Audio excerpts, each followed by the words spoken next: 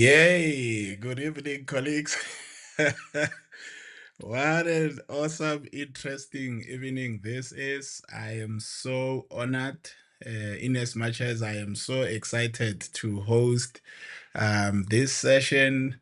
As I was preparing, I kept on asking myself, am I the best person to address and talk to women? Who are going through a lot of beautiful things, but also a lot of challenging things, But I reflected, and in my life, I thought I was raised by my grandmother. I mean, until she passed on, I never knew a day without her. My mother is still alive. I have five sisters at home. I have seven full siblings. I have one adopted sister, and then I have a half sister. So if you think of it, I grow up amongst ladies, amongst women, and these are very, very great people in my life. And I'm also married, so I have a wife, and everything you see or you know about me, she's got something to do about it. I also have a daughter now. Over time I only had boys, and in the last 19 months or so, or 19, 20 months, I have a daughter. If I look at the clinical care platform, the team there, it's mainly ladies, it's mainly women. When I look at the work that I do at church, there's a lot of women surrounding this media ministry where I serve and give my time. So I'm surrounded by so many women. And as I look at who has joined today, I know my male colleagues are here, but I know for sure that there is a lot of women in healthcare or women just in general who are here. And the women are the biggest proportion of our South African population. But also, when you look at healthcare, if you look at, let's say, nursing, probably 80-90% of all health professionals in that discipline are probably females, and many other disciplines, even in management positions. I know of provinces where these proportions have crossed over 50% of women in those levels. So I think, yes, I'm a male, but I think I have something to share with you. And all I want to do is to add value to your lives. I really want to see you grow. I really want to see you living a life that is fulfilling, a purposeful life, so that you leave the impact you would love to live here on earth. So today we are not going to talk about the platform and memberships, though. We just want to talk about the ladies joining us, the women. If there are young women as well or girls, you are welcome. Actually, some of the things that I'm sharing, I was even thinking today as I was preparing, I need to have a conversation with my 19-month-old daughter to prepare her, for life, because there are things that maybe we are trying to avoid and they are inevitable. And if she can be prepared to navigate these things, I think she will stand a better opportunity to achieve her dreams and to achieve, the purpose that God has set before her path. All right. So yeah, without wasting a lot of time, just to say good evening and welcome to the clinical care platform. It's Women's Month, and as we are about to wind out this month as a team, not even me, my team, so it befitting that I should come and talk to you. So I'm really thankful of them as well, because I think it's nice to have a team, you could see with the intro which we were playing, they really worked very hard to create an experience. So I know they are here joining, some of them. So I just want to thank you as well for their vision. So it's very, very awesome to do that. All right. So yeah, as we start, let me see if I'm recording and everything is in order. Yeah, I'm seeing all your comments. Kivita Mang, yeah. Welcome, Mary, Dr. Mary there, Dorothy.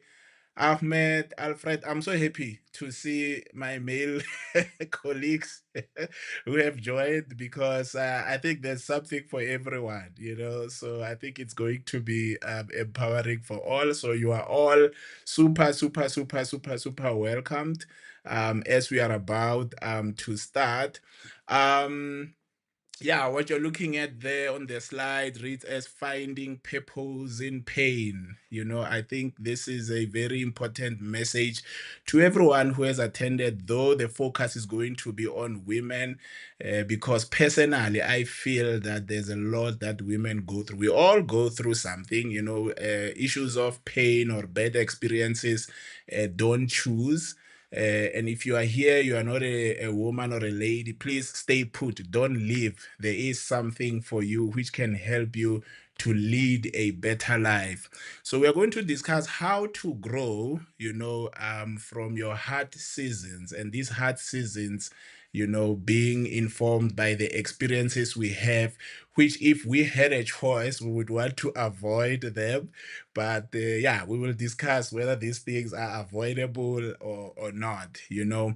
But just to say to you, in South Africa, we celebrate Women's Month because of about 20,000 women who marched to the union buildings in 1956, you know.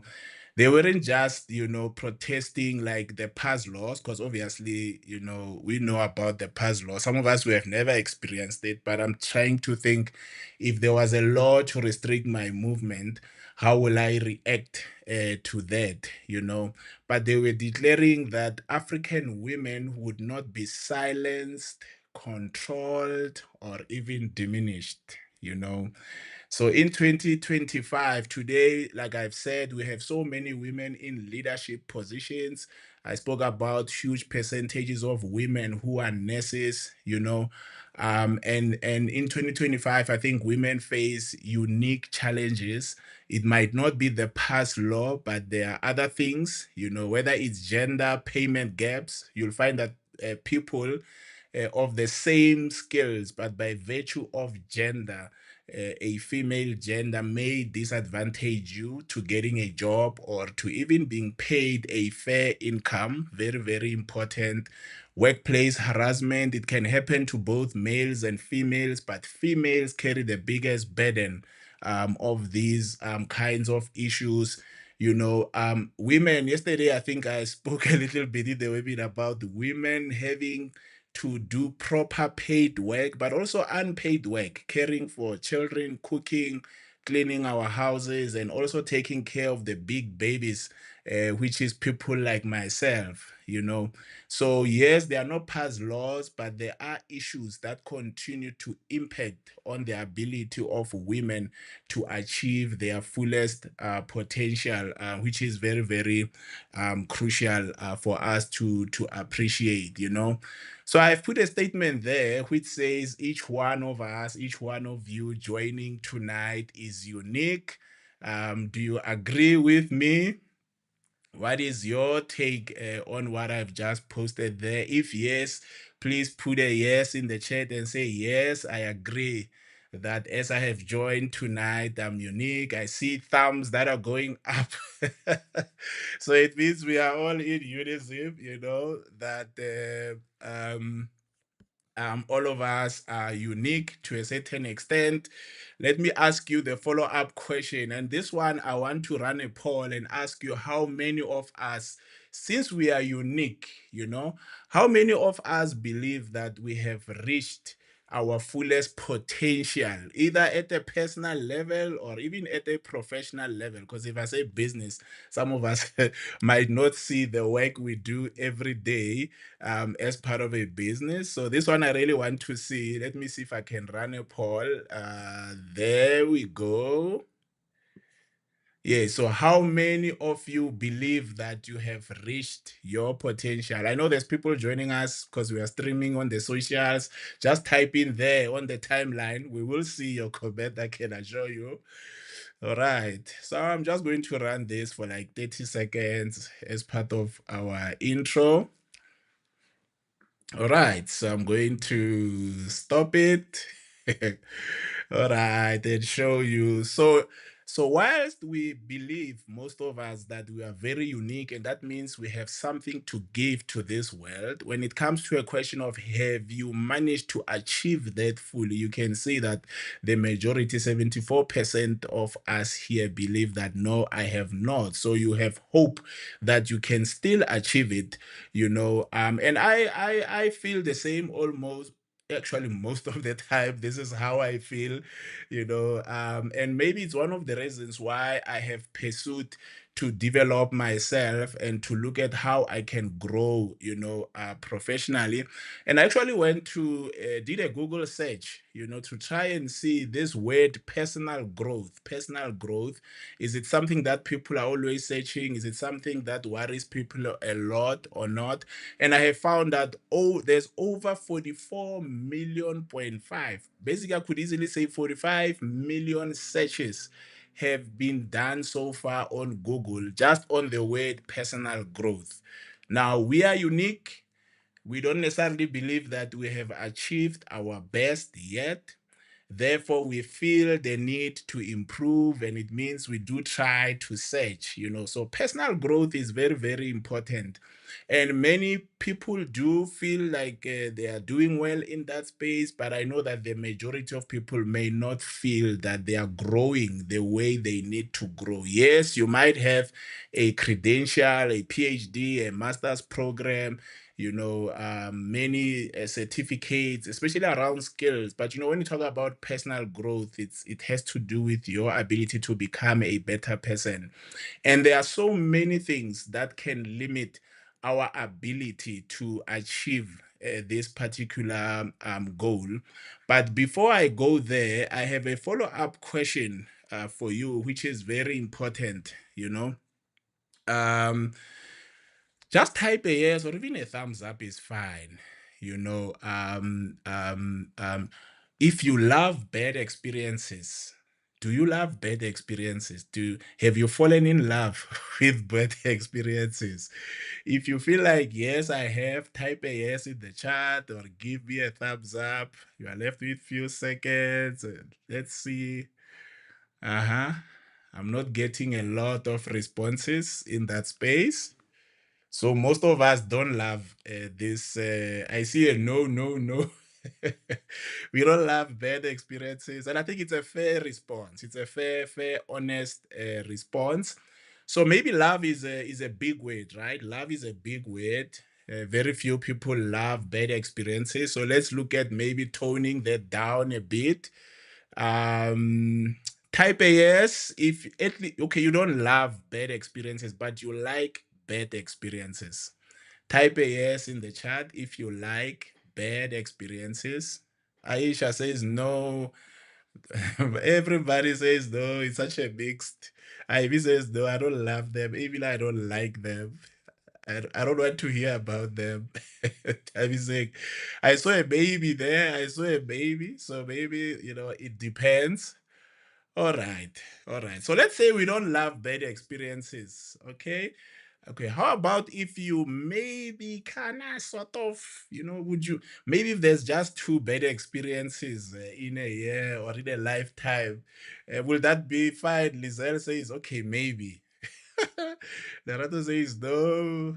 Uh, People are still thinking, no. Even if it's one is too much. Yeah. Yeah, so that's a very fair feedback, that you are giving me there. I want to run one last poll, and then I will then start to tell you a little bit about bad experiences and pain. So far, based on your life, you have a life that you are living. Which of these statements best describe how you generally respond to bad experiences or pain? Right. So I'm going to run a poll on this one. Choose the one that generally reflects how you generally respond to a bad experience, any bad experience. And we will be interchanging between bad experience and pain because bad experiences give us pain. So it's not something we like that much. All right, let me see how we are doing on the responses. All right. I don't know if I'll be able to show you the results because I'm not seeing my menu here for the polls. Okay, now I can see it. All right, I'm going to stop it. Okay, because I need you to see your responses. So you can see that the majority of us says, I process pain, I find a lesson and make changes proactively as a result. And basically the rest, about 60%, we don't necessarily like pain. We don't want it. I do anything possible to avoid it. I know everyone enjoys pain, so I also try to just enjoy it. Enjoy, not enjoy, enjoy, like survive it, basically. I don't like pain, but I try to remain positive despite it. I think it's a bit better. And I think if you are able to find and manage and learn from pain, you are probably one of the few. So yeah, very, very important. I think personally, I'm one of those people who over time, I've spent most of my life avoiding pain or bad experiences. Right. So it's a difficult journey. I think if you take a route that pushes you to always figure out where a bad experience is coming from, and you want to navigate and just avoid them, if you can. It's actually a very tough pill to swallow, because pain is something that is probably inevitable. Bad experiences are inevitable, and most of us spend most of our days trying to avoid bad experiences. The question is, are they really, really avoidable? So there are situations where you are probably in control and you will do your best to minimize the occurrence of bad experiences. But even when you are a good person, at some point in your life, you will experience bad experiences or painful experiences. Most of us, as we have joined here tonight, in since birth till today, we have experienced bad experiences. Some of us, as we have joined tonight, as I speak to you tonight, you are going through something that you wish, you were not chosen, to go through it, and those of us who are not going through something today, there's a very high chance that in the next year, 5 years, 10 years, we are going to experience a bad experience, you know. But today I want to talk about the law of pain because this law tells us that how you manage a bad experience can actually determine whether you are going to achieve your fullest potential in life, right? There's many reasons why people may not achieve their fullest potential, right? But today we will just focus on one of the many, but which is a very critical and important lifetime principle that the experience of bad experiences is inevitable, right? But if you are very conscious of it, you actually have a choice at some point, and if you do the right choice, you may see yourself being uplifted by the same experiences that you are trying to avoid, right? So this law is about teaching us how we can turn our bad experiences into positive steps that can lead to our success in life, right? So the law of pain itself says that good management of bad experiences leads to great growth, and these experiences are necessary for growth, right? If you look at so far what we have discussed, most of us don't love pain. We certainly don't like bad experiences. We wouldn't even want to have to experience not even one kind, When I did the survey around how you respond, the majority would prefer to just avoid it, or you would allow the pain to make you suffer. So you just want to enjoy it, ENDURE, enjoy it, you know. But this law says if you experience these things and you manage them correctly or the best way that you can actually start to see your life being elevated, and you suddenly realizing that there's things that you can start to achieve which you were not able to achieve, or you were not even aware that you are able to perform at that level in your life, right? So what you're looking at here, it's 1956. It's a very interesting story. I'm not a politician, firstly. You'll never hear me talking politics. I don't call people leadership. And I've never been called comrade, but I understand the importance of politics and the role that politics has to play. 1956, the 9th of August, approximately 20,000 women marched to the Union buildings. A courageous step, if you understand how the laws were during those times. It was basically a protest, right? They get to the Union buildings, they have a signed memorandum by over 100,000 women, and they want to give this memorandum to the minister at that point in time. And what are they challenging? Laws to restrict movement of women, you know and they used to call them, these laws, the past laws. And amongst them, it was very interesting. It was a multicultural group of women, though some of the laws would have been severe, for black women, but the response from women, it was regardless of color. It was a multicultural group of women who said, this is not acceptable, we are going to march. I don't know them, but because I work in healthcare, there's a whole lot of hospitals and PHC facilities named after these women. If you think of Lillian Ngoyi, there's probably a street named after her. Helen Joseph, one of the hospitals, Rahima Musa. It's actually a pure women's health hospital, in my understanding. Sophia Williams, the brain, and they delivered this petition, though the prime minister, refused to meet them at that time.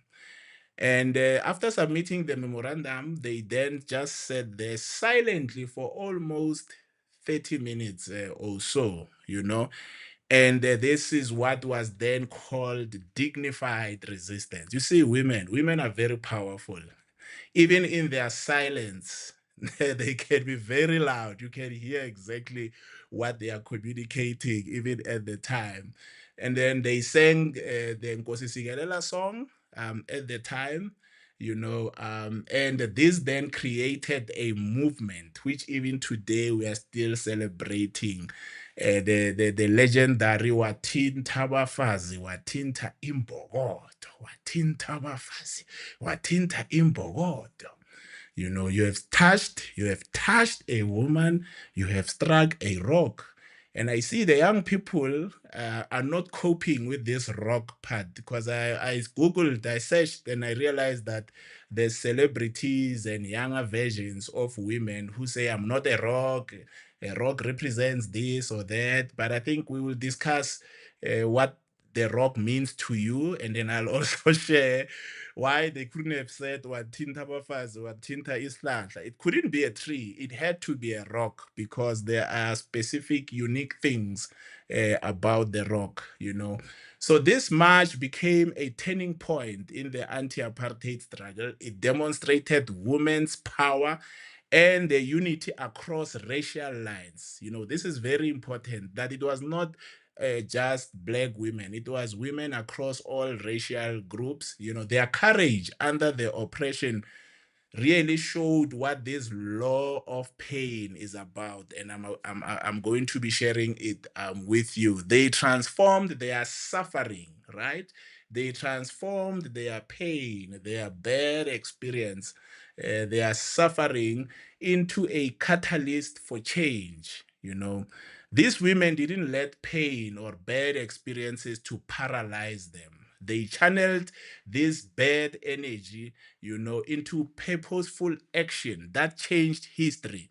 Even me, I'm not a lady, I'm not a woman, but my ability to finish school and get into medical school and become a doctor and have access to loans and banks and have a house, I can tell you the foundation of everything that I have has to do with their contribution in challenging the status quo when they could have opted to allow the better experience to be a prison, to define them and to trap them in that particular situation. And we remain grateful. I think we should never forget.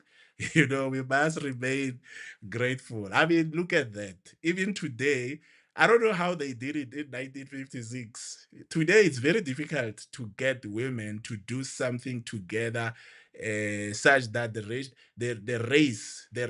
issue of color is non-significant, but the experience itself is what we want to challenge. I looked at this picture, I don't know how many times, and I was like, how I wish today women can come together, but not just women, everybody else, because we don't see this that often, which is very important. All right. So, I want to then introduce a quote by this John McDonnell, because I as part of my own leadership development, and I'm part of this John Maxwell development program. I don't know if how many of you know John Maxwell, and you would understand that he's a highly regarded person in leadership globally. And in one of the talks, as I was listening, he spoke for almost an hour just on this quote that every problem introduces a person to himself. Some of you who are joining our evening webinars must have heard me mentioning it at some point, though during that time it's like for 5 minutes. But I really want to talk about it this evening. Whatever you are going through, and it doesn't matter how bad it is, if you change your perspective around this problem you are going through, it has the potential to help you to understand yourself better, to understand the capabilities you have about yourself. That is the role of bad experiences, or particularly pain, in our lives. Number one, bad experiences, they are a mirror. They are a mirror. They strip away our masks and pretenses. We discover who we really are when the pressure is on. When the pressure is on, that's when the real me shows up. When the pressure is on.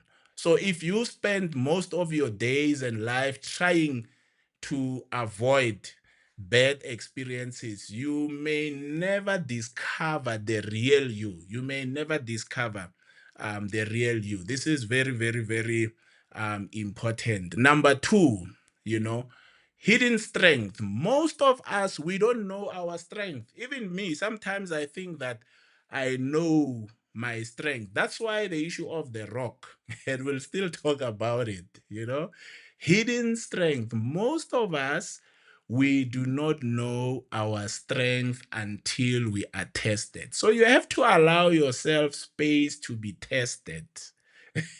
I'm not saying pray and call bad experiences to come to you, but appreciate the role that bad experiences play in unmasking us so that we know who we are in the first instance. That's number one, who we are. Pain as a mirror.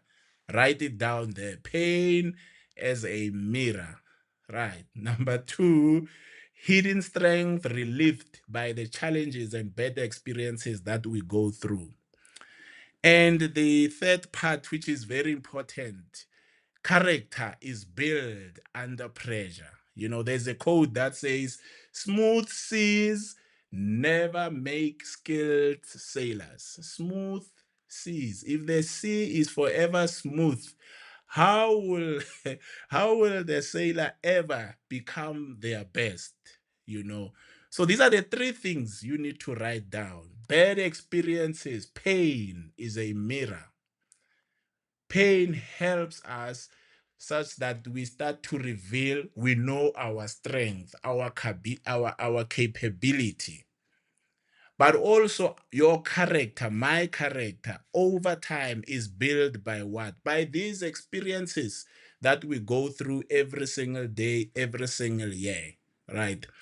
You need to appreciate that when these women were traveling or were walking towards the union buildings, they thought they are protesting like, we don't want pass law. I don't know which song, maybe because it's Sigeleli Africa. We don't want the pass law. But every single step that they took, it introduced them to who they are. If you don't take the step to challenge the bad experience, you may miss the opportunity to know who you really are. You know, every step introduced them to who they really are. They realized as they got closer to the union buildings that I am not a victim. I'm not going to be a victim of this law, but I am a victor. You know, they realize that I'm not just sand, you know, I'm a rock. And we'll talk about this rock, I'm not just going to be a passive participant. This is what you would call a subject, but I'm sovereign. I believe in myself. They thought it was just a match, but this match developed their character. It showed them who they really are, and it tested them such that they started to appreciate the power, the strength that they have. So your current problem, whatever it isn't just something, to get through. It is introducing you, to yourself, who you are. It is going to help you to discover who you really are. What strength is being revealed? This is the question. Let's say you are experiencing a very difficult husband. You should be asking this challenge, what strength is it trying to reveal of me? What type of rock is going to emerge after they did not give me the post that I deserve, that I qualified for, but because I'm a lady, they decided not to give me. They don't know that they are just even making me to become a specific type of rock, which is going to challenge the status quo. Oh, colleagues, you don't understand what's going on in my head here. Look at that. Women. I spoke about this yesterday. There's a baby there. She walked all the way with the baby on her back, to the union buildings. This is powerful. This is powerful. Thank you so much, our dearest mothers. But why pain? I could have spoken about maybe this law, that law, but why pain? Because pain, bad experiences, if not well managed, they lead to things that are very negative.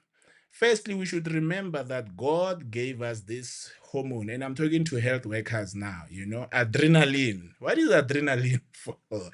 It's a flight or fight response, right? If wherever you are seated there, if there's a snake that shows up, what are you going to do?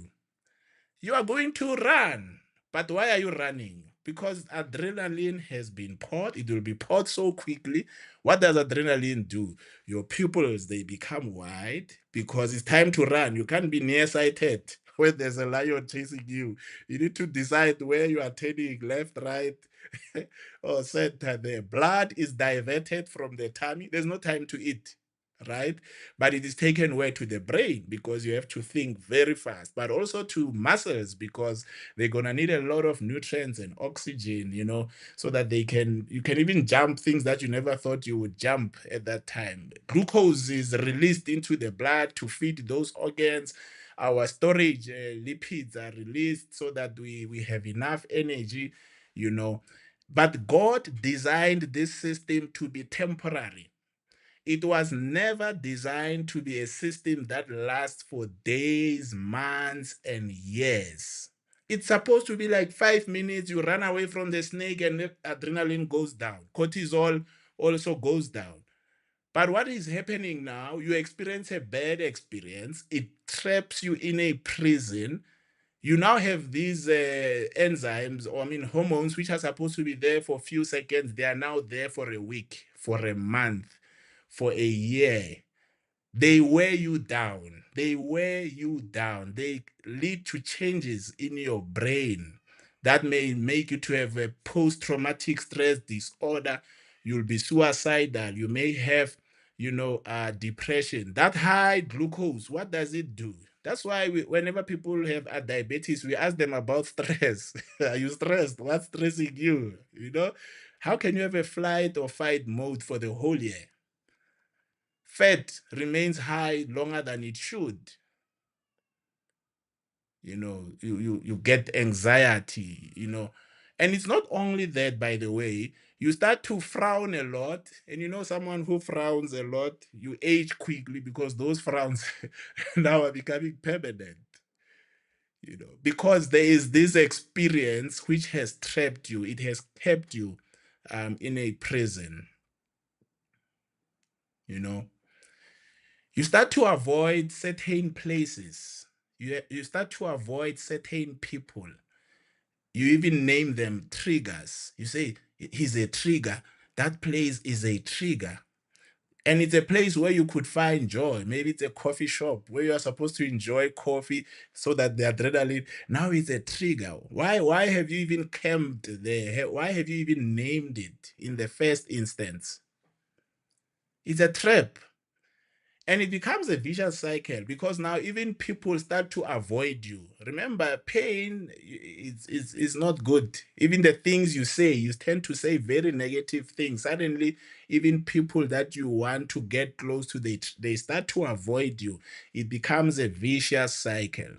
So this law of pain is important because the opposite is very bad for any person, and we do not want any person to end up diabetic with cardiovascular accidents, etc., etc. So we have to figure out ways to manage this pain. I hope you hear me because most of you are health workers and you understand the implications of this. Now, in the chat there, can you type, why did they choose a rock? You struck a woman, you strike a rock. Why a rock? Why not a tree? Why not sand? Why not sand? Why a rock? Just type few things there. I'm checking on my screen here in front. Yeah, Mama Mohoro Dokotela says it's immovable. The circumstances, the wind, the storm shall not move you. Rocks are strong and unbreakable. Strong.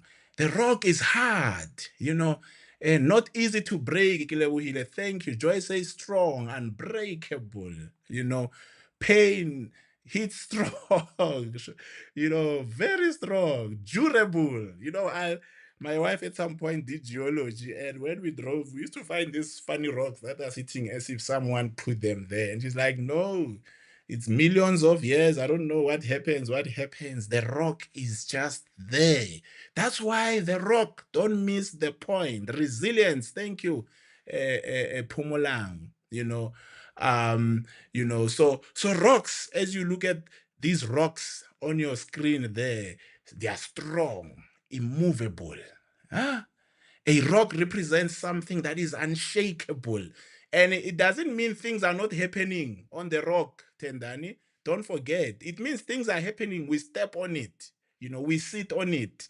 The birds sit on it and they poop there.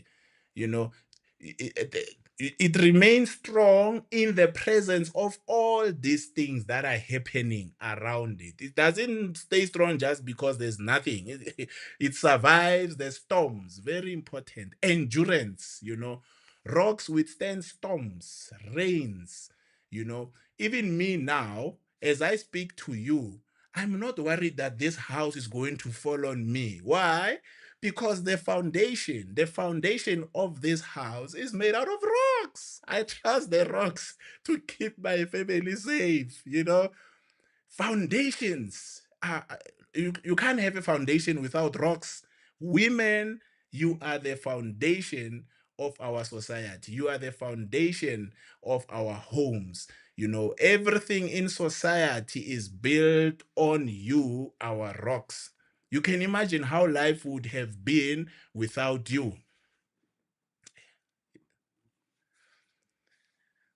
Biblically, I don't know. Jesus Christ always made interesting statements and exact, because he was close to people. He always avoided complicated things, and he just comes up and says, "Upon this rock, upon this rock, upon this rock, I will build my church.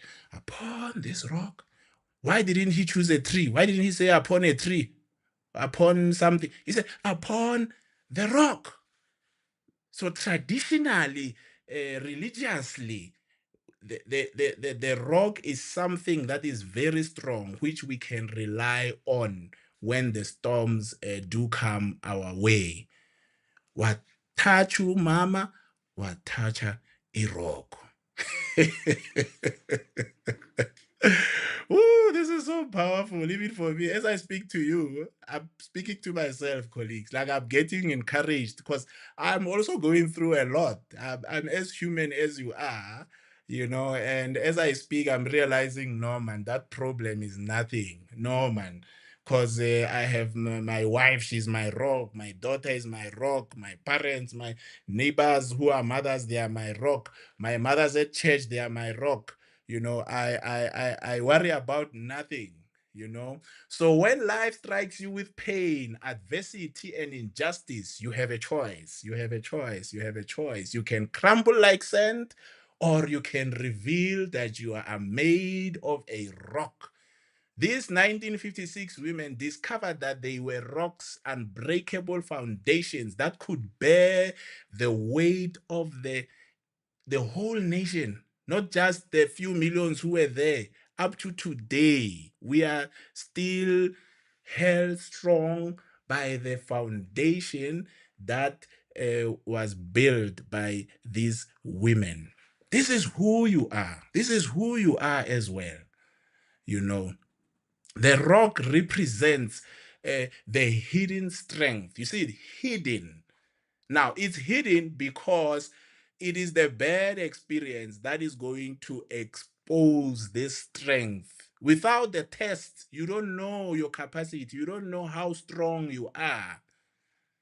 Yes, we have to make the right decisions every day. Yes, we have to put control measures and control whatever is coming our way. But we know that it's inevitable that at some point these things are going to come our way. And when they come, they must find you ready to manage them such that you get the best benefit out of them. Okay. Now, what do I know about bad experience? The facts. What are the facts about bad experiences? Please, if you are writing, write number one, as you see it there on your screen. Everyone has them. So if you are going through something, don't think that there's something, I don't know, something bad about you, or you are cursed, or God doesn't like you. No, everyone gets to experience bad experiences. Everyone, rich, poor, middle class, good people, and bad people. Remember, if you go into Kruger National Park there and you are a vegetarian, you are a good person, you are a vegetarian, you don't eat meat, you can never eat a cow, but you come across a bull. You want to tell me that bull won't charge on you just because you are a vegetarian? No, no, no, no, no, no, no. Good things happen to everyone and bad things happen to everyone. Even good people experience bad experiences at some point in their lives. And I did a research. There's a WHO written report. There's a whole lot of associations that have reports. One of the reports was saying 76% of people will face significant, not just everyday adversities, a significant adversity in their lifetime. At least once in your lifetime. There are bad experiences but they're significant ones. 7 out of 10 people from birth to death will experience a significant, it's inevitable that this thing will happen. You'll even hear people saying life is full of ups and downs. But in reality, all they want is the ups, ups, ups, ups, and not the downs. Right. So we do everything. Me and you, we do everything. We pay insurance, we pray, we do everything to not experience a bad experience. But it is inevitable that it would happen. Okay, so write that down. Number two, no one likes them. No, no, you saw with the survey when I started. No one loves them. We like the ups only, Ted Daddy. No, Ted Daddy. You can't say life is full of ups and downs, but then you choose, I want the ups only. If you choose the ups, the downs are also coming. No one likes them. And it's an honest response. I don't like them. But if they come and I manage them well, then we can enjoy talking about them. We can even start talking, or I once experienced this, and this is what I did. And now suddenly it sounds like a story of a hero. It becomes a great war story. There was a war, I experienced this, and this is what I did, and this is how I came up strong. You understand? We don't like them, but we need to know when they come, we need to know what to do, you know? And number three, few people make bad experiences positive experiences. They get trapped. You get trapped by your bad experience. It becomes a prison. You allow it to define you, you know. Remember, I told you that these stats were saying 76% of people at some point they're going to experience a significant bad experience. The same report says, in as much as the 76% of people who go through these significant experiences, it says about 5% get stuck, they get trapped, they can't move, they have chronic stress disorders, etc., etc. So what happened if 5% get stuck out of 76? What happened to the other 71%? What happened to them? Because they experienced as well those bad experiences. What happened to them? It means something is there. Pain is inevitable. It will come your way, but growth is optional. The choice is optional. Learning from them is optional. It means you have a choice. It means you have a choice. I know. I don't know what you're going through, and you think you're the only one in the world, and you're like, why me? You are even asking a wrong question, because the answer to that question, I don't think it will help you. It will just make sure that now the pain locks and throws the key to the prison. Don't ask questions that are not helping you to move on. Why me? What if there's an answer, and how are you going to handle the answer? You know, I mean, I was trying to think even when, because I didn't tell you, my sister asked me to, the people in the leadership group, they know, because I told them, I said, yo, my sister says I must come and talk to women. I don't know what I'm going to say. And why I didn't know what to say is because I felt that I was not the best person to talk about pain. I was like, so I had to reflect on, am I special? Do I have a lot of pains? I don't know which one there. When you look at it, you connect with it. The pain of experience. You know, when we go to medical school, We have this thing that when I'm finished here, I'm gonna have a triple story house. I'm gonna have 5 cars. I'm sure even my parents, they're scared to ask me, how can't they, what type of doctor are you? It's been 20 years. Where's the triple house? It's the view of the process. I thought things were going to happen so quickly. They just didn't. The pain is still there. My son is keeping says, Did you say I must become a doctor? But I what that type of life are you living? Pain of incompetence, not being able to achieve something because of my ability. There's a lot I want to do, but ability is also a hindrance in my life, you know. Pain of loss. I told you, when I opened my eyes, my grandmother was always there. I never knew a day without her, my grandmother. She was such a special person. I always, when I teach in person, I always talk about her and some of the teachings I've learned from her. How I wish I could bring her back after she.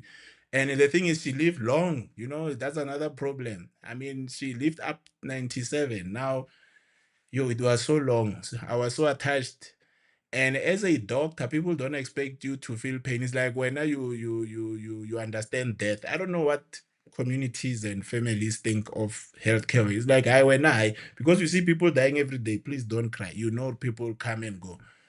But even today, as I speak to you, I so wish there was a way to bring her back. Pain of financial loss. Remember, I was a very senior person when I worked at Right to Care. I left when there was even an impending promotion for a big global grant, and I said I want to pursue entrepreneurship. You know how many restarts I have had selling assets and trying to keep things afloat. Pain. I'm sure there's GPs here, they hear me. Medical aid has taken all your money. They are not paying you. We have so much pain. We have so much pain. I don't know your pain. Which pain in your file? What do you have? Which of these? Maybe you have more. What do you have? You know, the pain of hard decisions. The more leadership requires you to make hard decisions. But as you make hard decisions, can you make everyone happy? My role as an entrepreneurship is to make the hard calls. I don't know if my team is here. I don't know. When you lose relationships, as you grow, as you become better, you can't keep your friends. You can't keep, otherwise they will keep you where they are. You can't keep all of them, you know so which one do you connect with? You see that 11, pain of traveling. When I went to Bande, no, no, Nkangala, 3 weeks ago, and I was traveling every morning, one of the pharmacists asked me, "Why are you traveling every morning? How are you taking care of your kids?" I said to him, "Actually, this is better because this thing of going the whole week, and then you don't have time for your kids. You're always on the road. You know, just traveling can create so much pain because now you can't spend time with the people that you love. There's a whole lot of pain. But these experiences, as I get them, in as much as there's trade-offs, they've made me who I am today. I can share, I can help other people. I can run small businesses, but it's not possible to be me without this bag, which has files. And there's pain for this, pain for that, pain for this, pain for that. Ooh. Ah, pain of conflict. Bad health. Let me tell you about bad health. I grew up as a very bad asthmatic. Even now, as I speak, I see my mother's face when she used to wake up the middle of the night. There was a GP somewhere who used to open 24 hours just for me to get those breathing things. My chest was like zero. Dr. Tlailani. I don't know people from Soshanguve. Okay, Dr. Kuzwai. There used to be Dr. Tlailani there. Called the block G upstairs, the practice. She used to take me there 1 a.m. I couldn't breathe. And it led to other pains because I couldn't participate in sports. How, I ask I guess mawela ha tshwanno shiana. Even if as a child I wanted to, both teacher they were like, Ramit, ha tshwanno shiana. He'll collapse in front of us, you know. So pain is there. Pain is there. But all those things, they've made me who I am today, you know. Yeah, and there's I don't know, we are health workers, professional pain as women. What are you experiencing in your professions which is causing you pain and turmoil? Dealing with trauma, patients who have went through trauma, failing systems due to management weaknesses, shortage of resources. I don't know. I see my wife, she's not in the medical field, but I can see the struggle between work and caring for the kids. How do you guys do it? You need to tell me how you do it. Balancing career with family expectations and pressures from the society as a female health professional. I don't know how it feels, and I haven't been through it, but it feels very painful, at least to me, as I think about it. The trade-offs you have to make, you know. So very, very important. And today there's no pass law. There's no pass law, but we have 2025 issues like what? Gender-based violence. Gender-based violence. When you walk to your car with your keys in your hand, you know, and you say, let me text my friend my location. Maybe you are going for an Uber. It's a problem you are facing, but do you think it might be introducing you? Do you see the negative side of it only? We want to deal with it. We want to control it. We want to eliminate crime. We want to fight, but don't allow safety issues to trap you. Don't allow safety issues to trap you, because these things can restrict your movement. They can restrict your ability. They can restrict your potential. They are not the past laws, but it's the same. It's the same as a past law. You know, Gender-based violence may be introducing you to your warrior instinct. Your protective nature, your refusal to be silenced and to be shrinked by what we men do to women. It's a stance. It's how you interpret the challenge in front of you. Do you allow it to trap you, to hold you captive, or you reflect on it and say, I'm gonna use this challenge to show my strength and challenge it? It's difficult. It can be easy, but don't allow it to shrink you. Don't allow it to trap you, to imprison you. It's a problem we have today in 2025, and it needs women who can challenge the status quo. you know Economic struggles and workplace inequality. You qualify for that job. You're probably even overqualified with the experience. There's a guy next to you.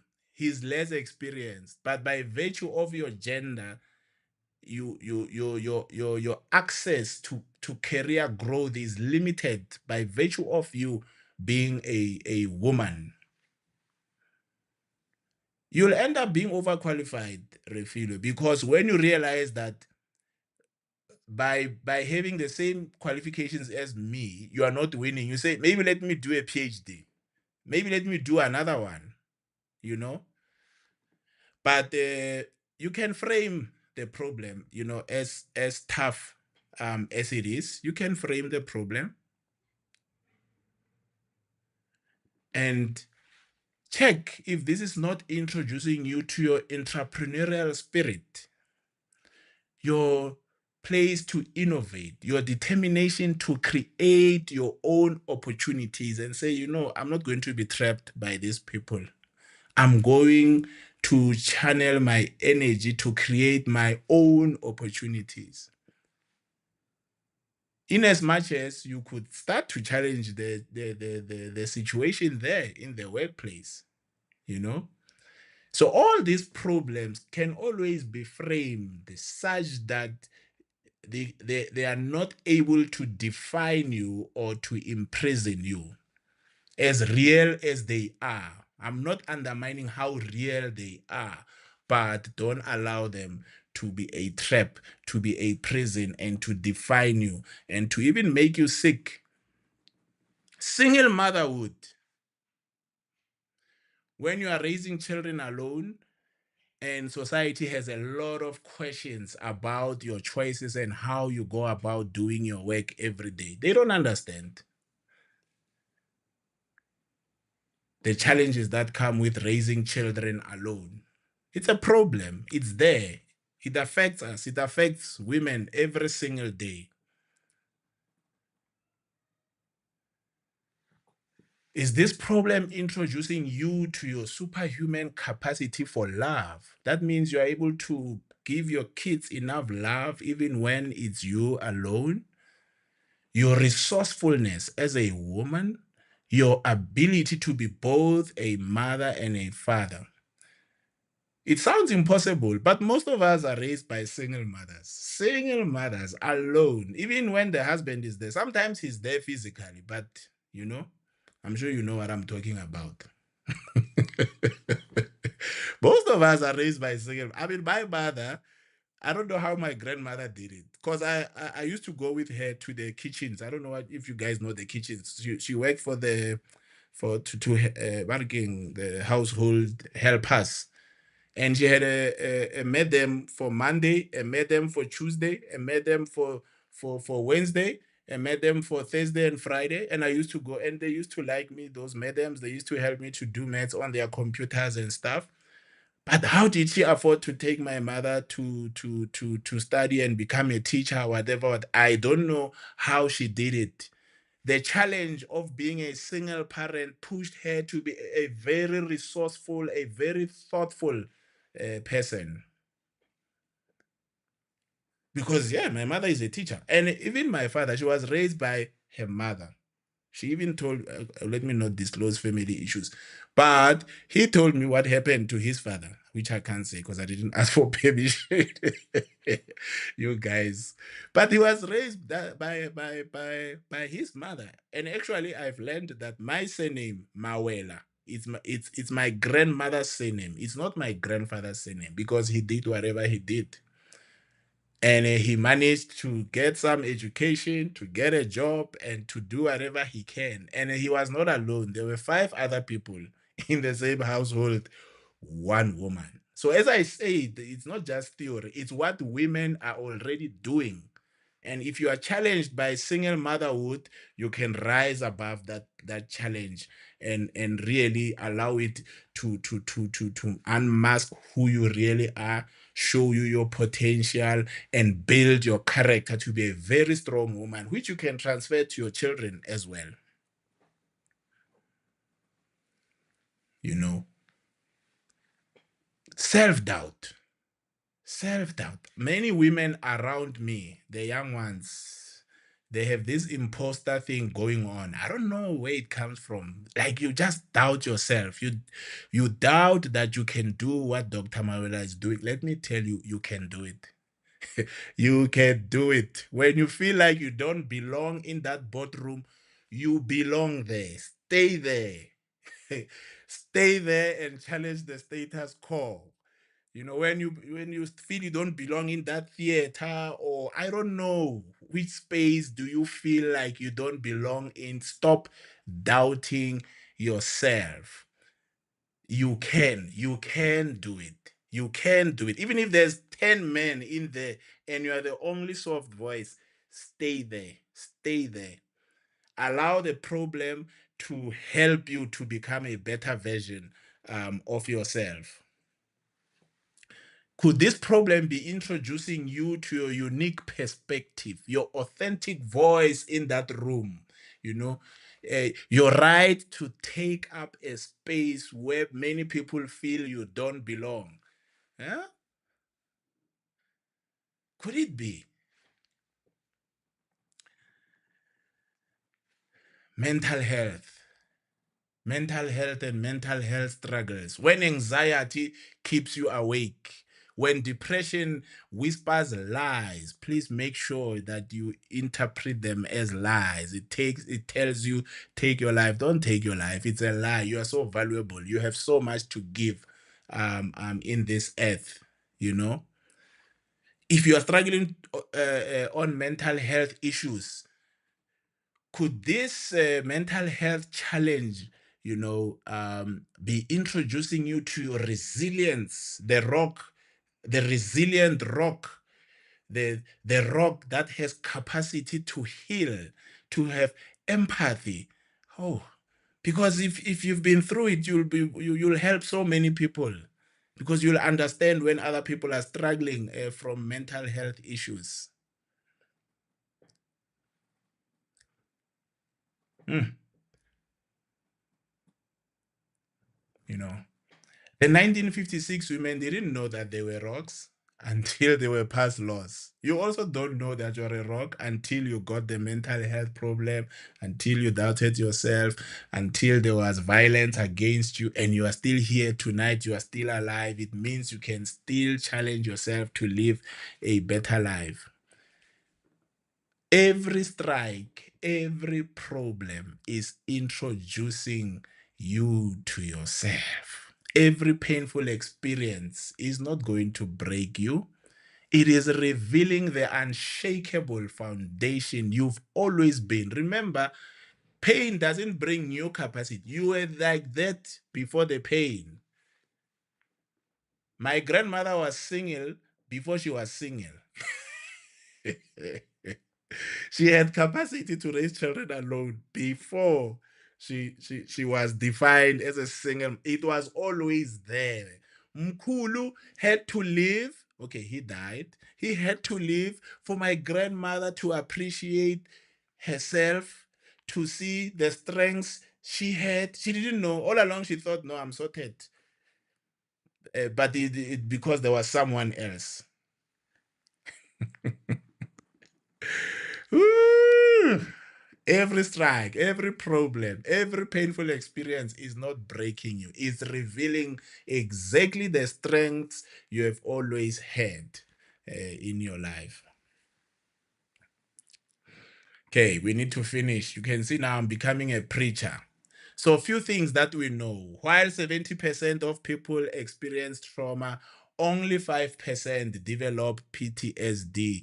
What happened to the other 65%? What happened to them? Why didn't they not develop PTSD? I know you're health workers, you'll tell me about genes, but I can tell you a significant number of them learned how to manage the experience.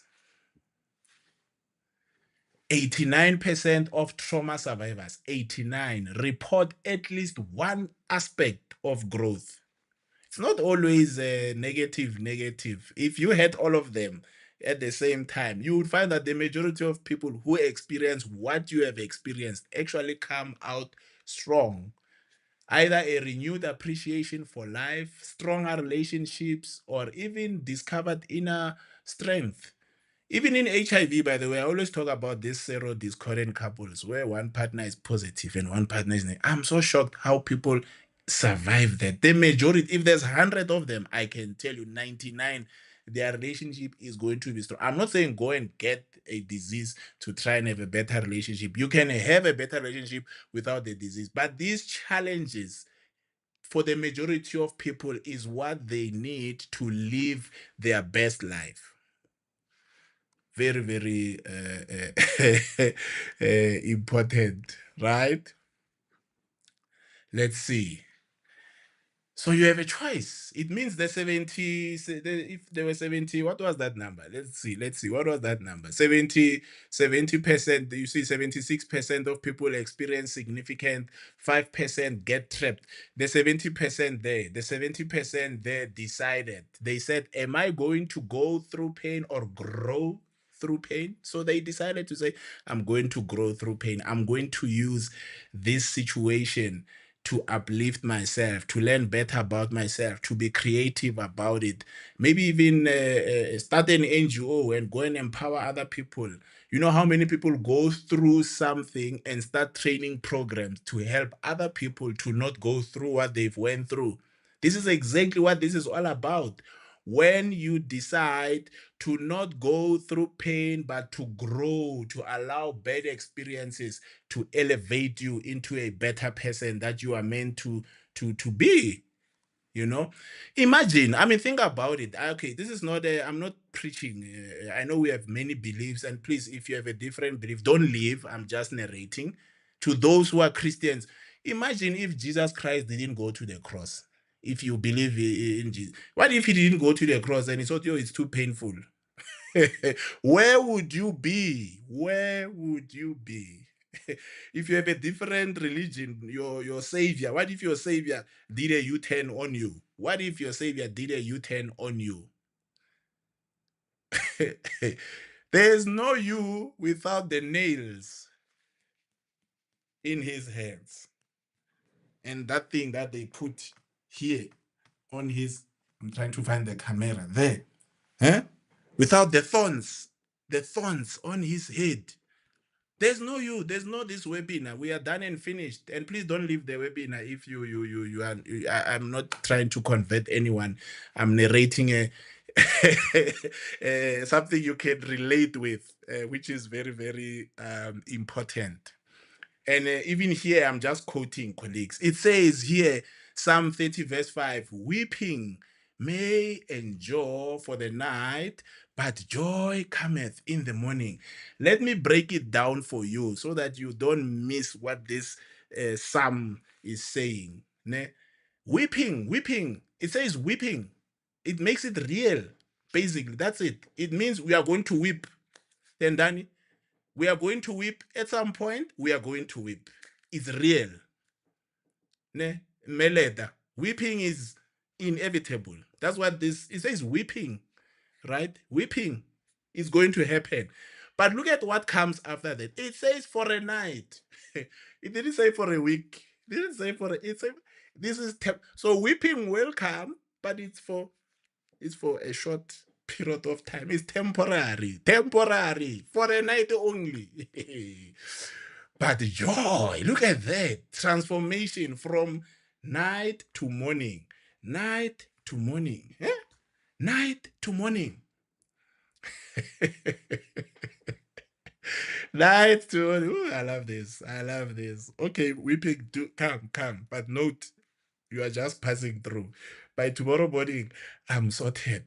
You know, joy comes, joy comes, joy comes. And then in the morning, natural progression. After night, there must be morning. There's no night, night, night, night. Have you ever seen, I don't know, a week that is only night, night, night, night, night? No, there's night, but morning must come. Morning must come. Ooh, so your current night season, whatever you're going through, it's a night season. Don't allow it to define you, my dearest women and my colleagues, the men who are here. Don't allow it to define you. You know, your pain has an expiry date. By morning, it should expire. You know, but the strength you are building through this experience lasts forever. You see, whatever I have went through in the past, whatever it is, whether it's the medical school exam, whether it's the professor who used to think I'm competing with him, I don't know, these professors who just want to belittle students, whatever, everything, me selling assets, reselling, everything is with me now. It will last my lifetime, and if I transfer it to my kids, it should be there forever. So don't allow don't make harshful decisions on temporary things. Ne? Don't allow temporary things to trap you and stuff. Don't allow pain, bad experiences to define you. Right. Awesome. Awesome. Okay, as I get to close now. So, as I close, so some tips how to turn your pain into gain from a victim to a victor. Is it possible? Yeah, it is possible. I've seen it. I've seen it so many times. I've seen it so many times. It is not a theory, it is there. It's possible, colleagues, but you must want to be. So, few things that you can do. Number one, whenever you go through something, choose a positive life stance. I didn't say positive attitude. A positive attitude is part of a positive life stance. A positive life stance includes the attitude, it includes your assumptions about the challenge that you are experiencing, it includes the expectations that you have in terms of what's going to be happening ahead. If you think of it very carefully, in life, the good and the bad are always looking for me and you. They are always looking for me and you, including the bad things. But today I can try and control and do this and maybe, build a house and put things in, build a gate in front of my house. All those things, they are good. We should continue to try and prevent and control bad things from happening. But we need to be aware that at some point, both the good and the bad are going to find us. Right. And if you have a positive life stance, like your attitude is positive, your assumptions about what's happening, are positive, and you have positive expectations. If you have a positive life stance, both the good and the bad are going to get better. Think about it. So it's all in the mind. If you have a positive perspective, life stance, right? Both the good and the bad are going to get better. If you have a negative life stance, that's where the challenge is. Both the good and the bad are going to be worse. So why would you choose a negative life stance? I would always go for a positive life stance. That's the first thing. It's your frame. How do you frame what is happening to you today? Very, very, very, very, very important. Right. The second thing, you are God. You are a little God. You are God's masterpiece. He has given you creativity. So this is this thing that you are experiencing. Can you creatively use that thing? How can you embrace it and apply the God-given creativity that He has given you to figure things out? How you can. I read about a farmer who had the chickens. I think I was telling my team about this. He had chickens, and every time when it's a rainy season, he couldn't get to his chickens in time to put them, on a higher ground. So they would drown these chickens. This other year, the rain was so bad, and he was so late, and all the chickens died.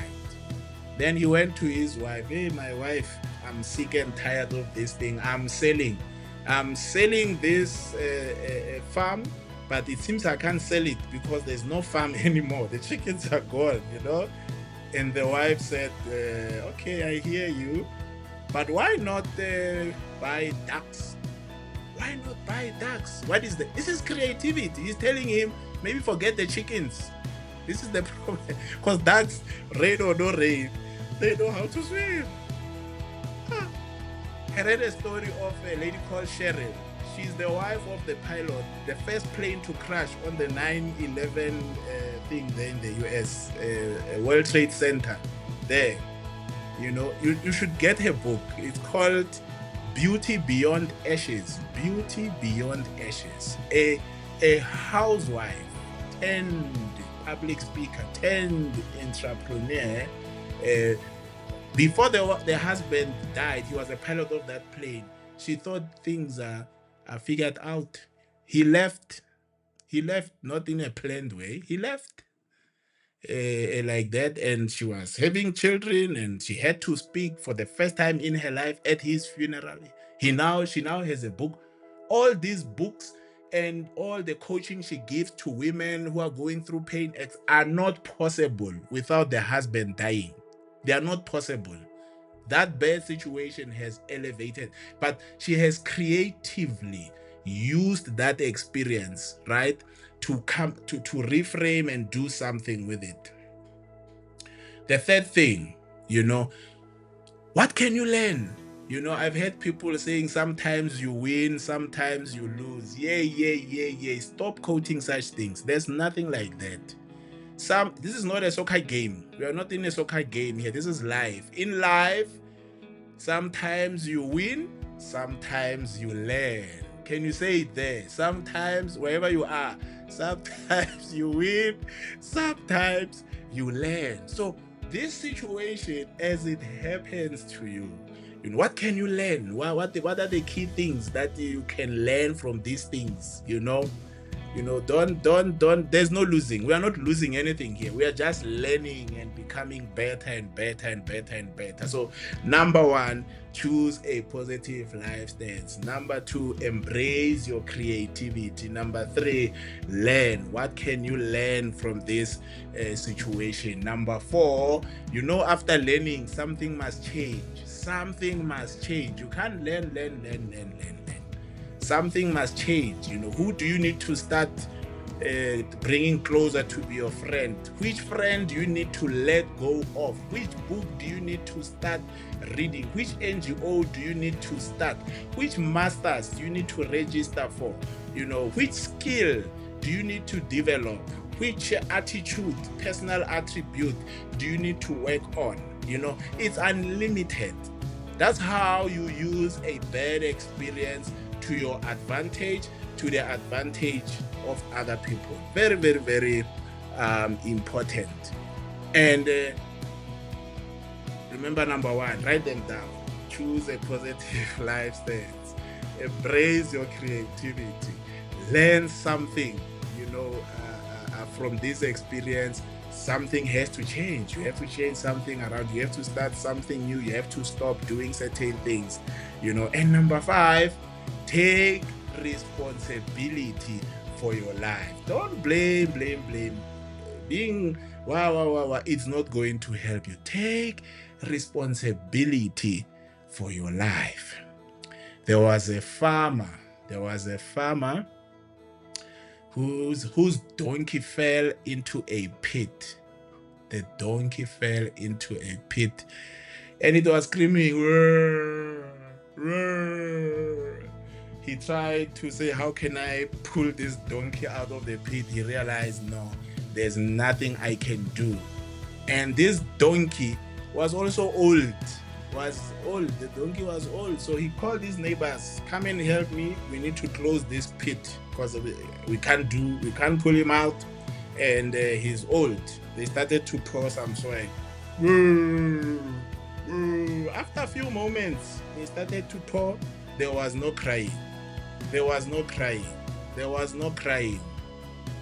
Then he said, stop, let me go and see what's happening there. As they checked, they found that the donkey was on top of the soil. Every time life threw something on this donkey, it just shook. It just shook. I don't know if you can see me. It just and he stepped on the whatever they were throwing him. Those things just became stepping stones towards the potential, towards the dream, towards the goal. There is nothing that anyone can pour on your back that can stop you. Use all those things as catalysts for where you want to be in life. Very, very, very, very important right there.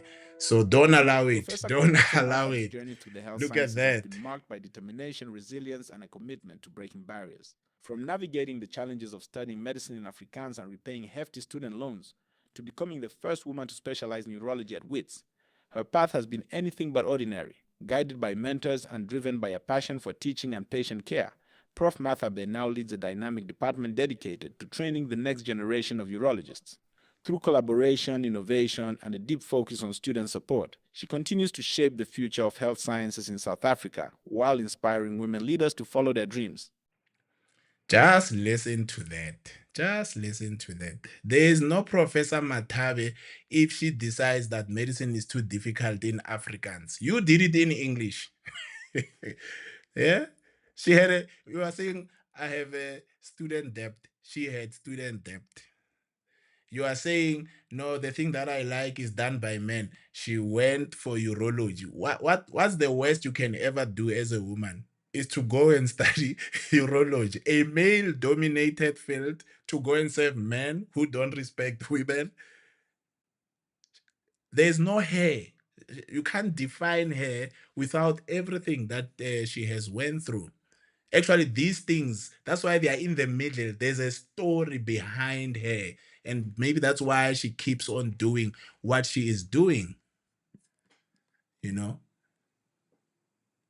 Next one. Prof. Leanne Sykes' journey into dentistry was born from personal adversity and transformed into a lifelong mission of impact. At just 15 years old, a devastating accident left her dependent on years of reconstructive surgery and maxillofacial prosthodontic care.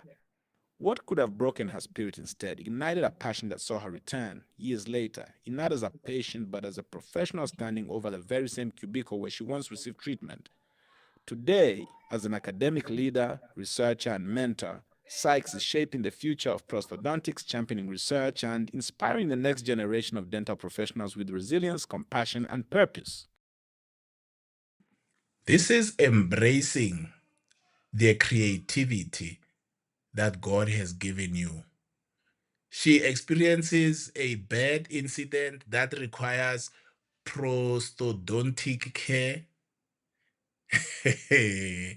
And as they help her, she says, whatever challenges she saw there, she's like, I'm going to pursue the same thing to help more. She doesn't say, no, I'm done. I'm finished. This thing has finished me. No, it's not supposed to be like that. You are supposed to take a positive. So this accident has happened to me. Let me have a different attitude. This is how I'm going to interpret it.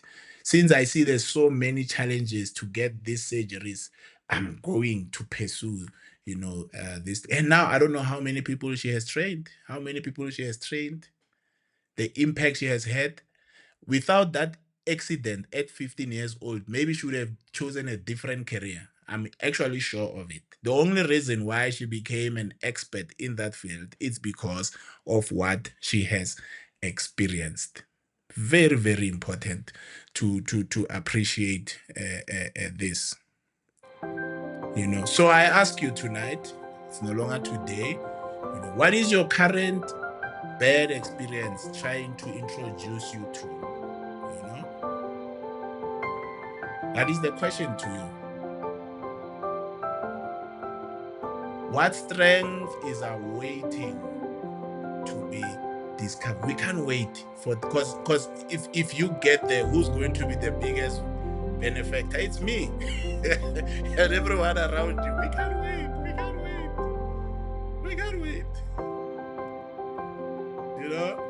What rock is ready to emerge? Hey, please.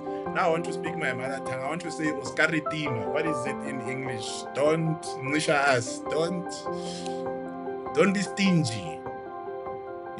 Allow whatever you are going through to help you to show your true character. A rock which can benefit us, will benefit society, will benefit you and your family.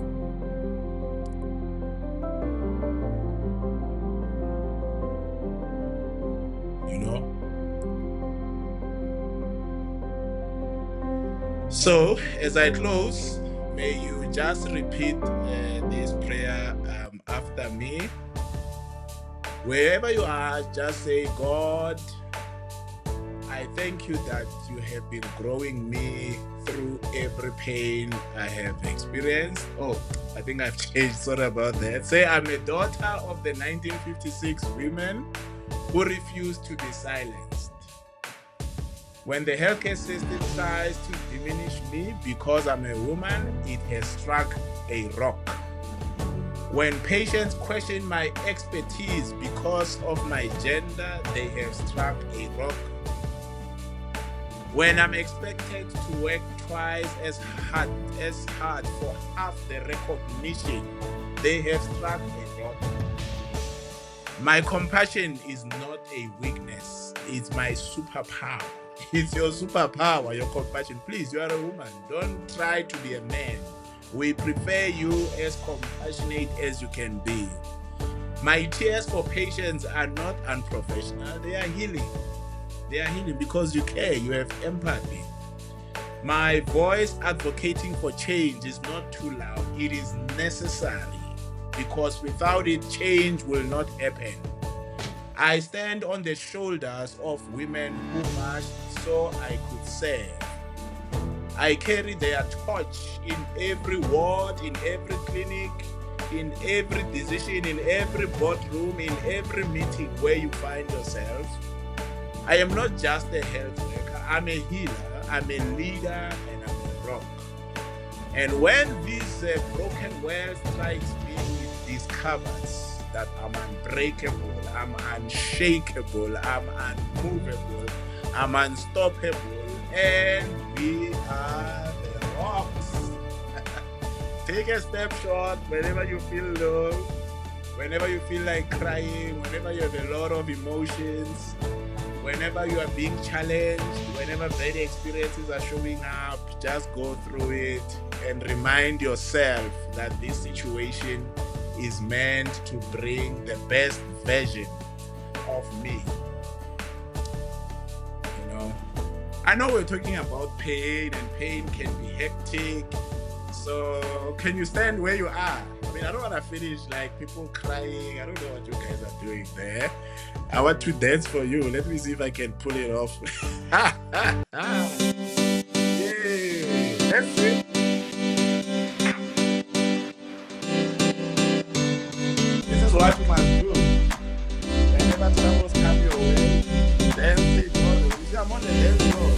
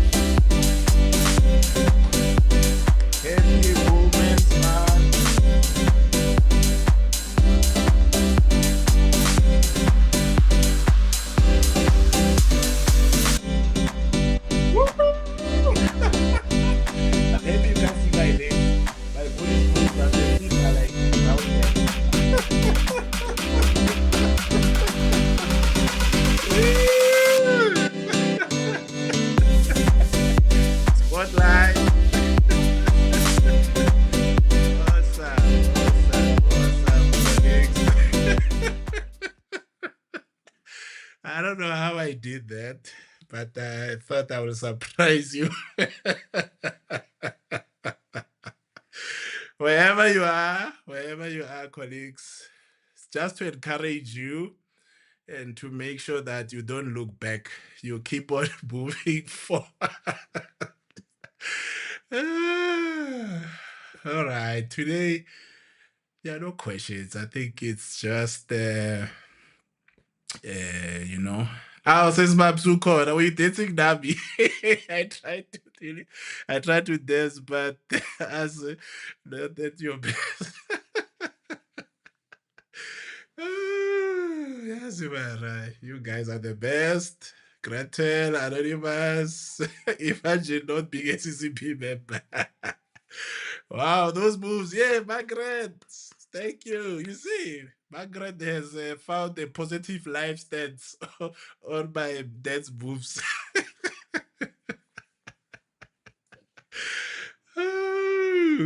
Hi, colleagues. God is good. God is good. Please go be your best. You know?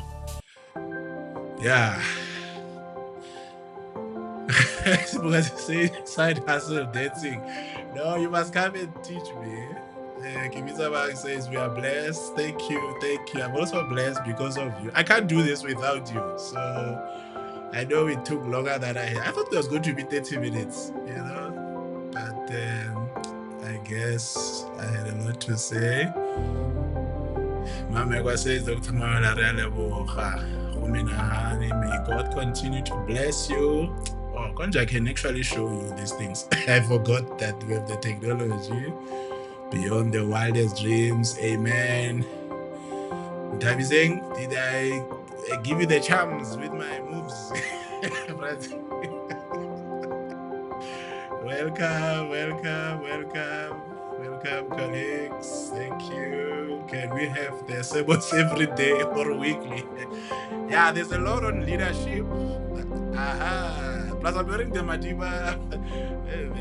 Thank you, Dr. Labelda is being noted. She's part of the CCP team. Thanks for joining. I'm wearing the Madiba, what you call, shirt there. Memory, thank you. Why is it doing big things now, this thing? Let me do this so that you can see. Batat, yeah, this is what I was doing.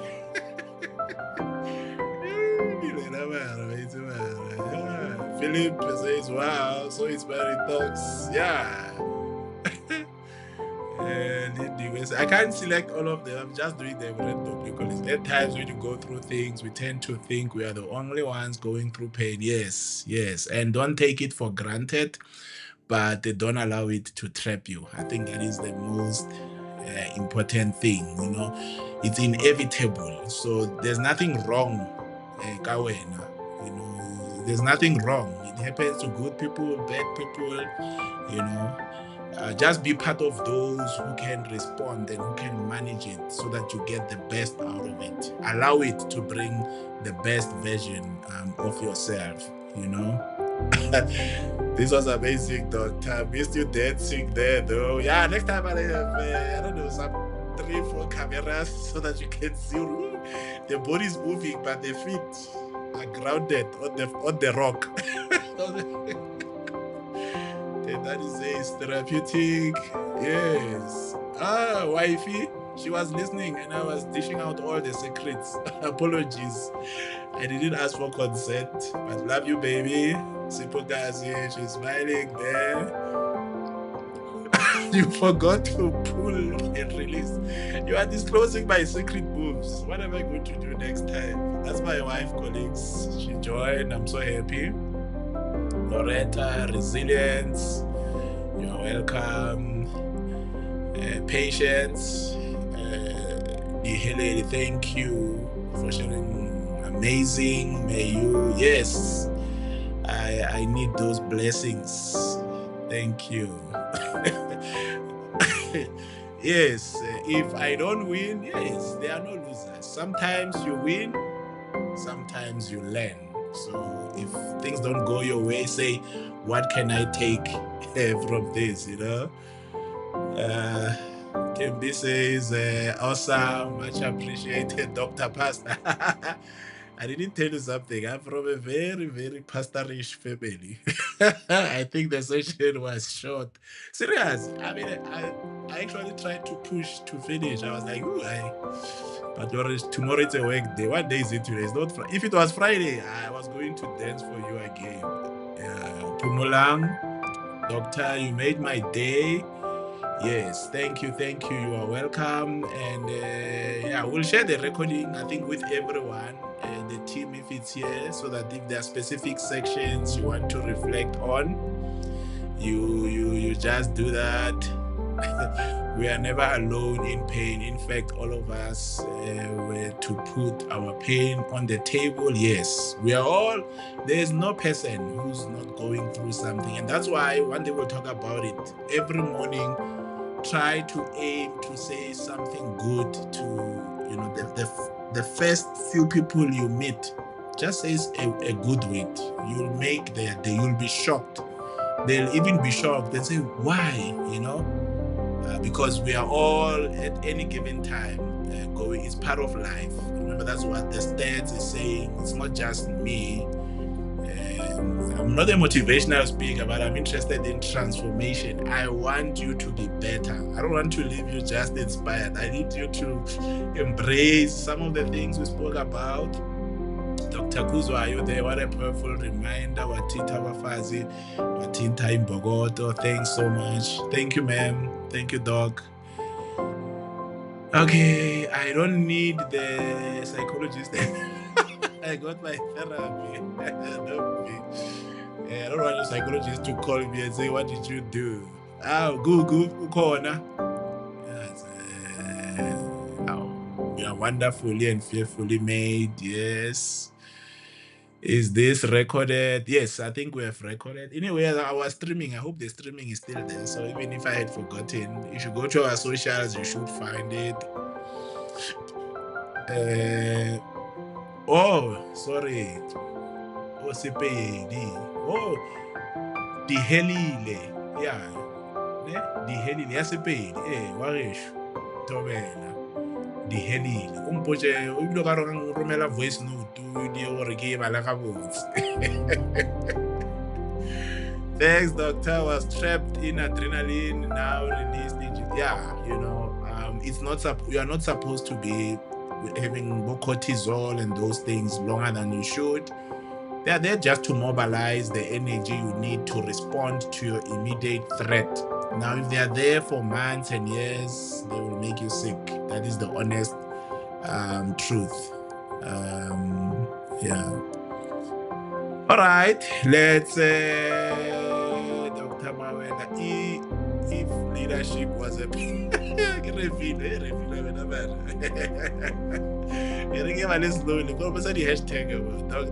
if leadership was a person, if love was a person, yeah.